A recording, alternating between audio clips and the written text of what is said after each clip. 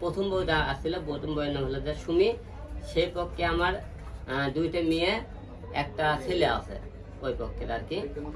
যে আপনাদের 2016 সালে আমার বউয়ের সাথে গন্ডগোল হওয়ার পরে আমার একটা মামলা করে, তারপরে আমি কিছু জেলখানাতে থাকি।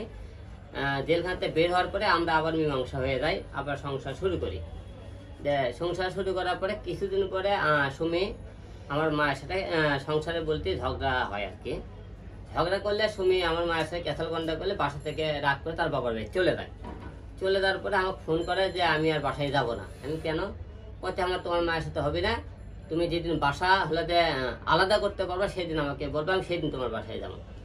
তো মা করতে ঠিক আছে, যেহেতু দুটো বাচ্চা আছে, মা বউ বউ সারার দরকার নেই, গন্ডগোল করার দরকার নেই, বাড়ি পাশে আর জায়গা আছে, তুমি একটা বাড়ি করো। আমাকে বাসা যে পুরোনো বাড়ির সাথে আর একটা আমি বাসা করি, 2 প্লেক্স বাসা আর কি। ওখানে একটা বাসা করি, বাসা করতে অন্তত 2 বছর সময় লাগে। এতটার মধ্যে বউ আমার জন্য অপেক্ষা না করে করছে কি, সে আরে একটা ছেলের সাথে, সে মনে করে সৌদি একটা প্রবাসী ছেলে সে পরে বিয়ে করছে। আমাকে এদিকে বলছে তোমাকে সময় দেওয়া হচ্ছে, আমাকে সে আসবে না আমি বুঝতে পারিনি। যে আমাকে বলছে বাড়ি করো তারপরে তেমনই। এইরকম হওয়ার পরে তারপরে আমি কিছুদিন যাওয়ার পরে আমার জীবনে আসলো নুসরাত। নুসরাতের মিডিয়াতে আপনি কাজকাম করতে করতে তার সাথে পরিচয় হয়। নুসরাতের বাড়ি হলো যে দিনাজপুর। নুসরাতের আগে বিয়ে হতো, তার একটা মনে করেন ছেলে সন্তান আছে, নুসরাতেরও বিয়ে হয়েছিল। তারপরে আমার সাথে পরিচয় হওয়ার পরে নুসরাতের আমার বিয়ে হয়। বিয়ে হওয়ার কিছুদিন পরে মনে করেন নুসরাতের সাথে ক্যাসাল গন্ডগোল হয়, সাংসারিকভাবে অনেকেই হয়।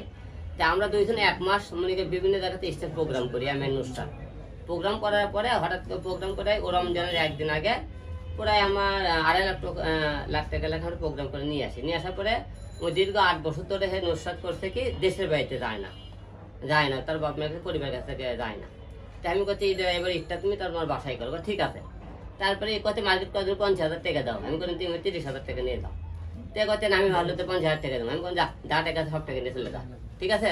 তো পরে আমি করে কি 1,20,000 টাকা নুসরাত আমরা করেন ওখান থেকে নিয়ে বাসা থেকে আমি গেলাম, কিন্তু আমি জায়গা আমি কোথায় মজা করতেছি হচ্ছে গেলাম কা তাই নুসরাত আমার জীবন থেকে চলে গেল। তারপরে ঠিক রিয়ামনি লাগা শুরু করলে কি স্বামীর নামে একটা ছেলের সাথে বিভিন্ন জায়গায় দেখবেন যা মনে করে নাচতেছে, মিউজিক ভিডিও করতে, সার্কাস প্যান্ডেল করতেছে। আমি তখন স্বামীরা অনেক বিষয়ে ভয় দেখাই, নুসরাতকে ভয় দেখাই, ফিরে আনার জন্য অনেক চেষ্টা করছি। তাই আমি কথা যেহেতু তুই এখন আমার ঘরের বউ আছিস, তুই অন্য ছেলের সাথে কাজকর্ম করলে আমাকে ডিভোর্স দিয়ে তারপরে কাজকর্ম করবো। তো আমি বিভিন্ন ভয় ভিতরে দেখানোর পরে ছাড়া দেবে না বিভিন্ন। পরে নুসরাত কিন্তু বাধ্য হয়ে আমাকে ডিভোর্স দিয়েছে। নুসরাত ডিভোর্স দিয়েছে কি কারণে? আমি যখন ওই মুখে কাজকর্ম বন্ধ করতাম তখন কিন্তু নুসরাত আমাকে ডিভোর্স দেয়।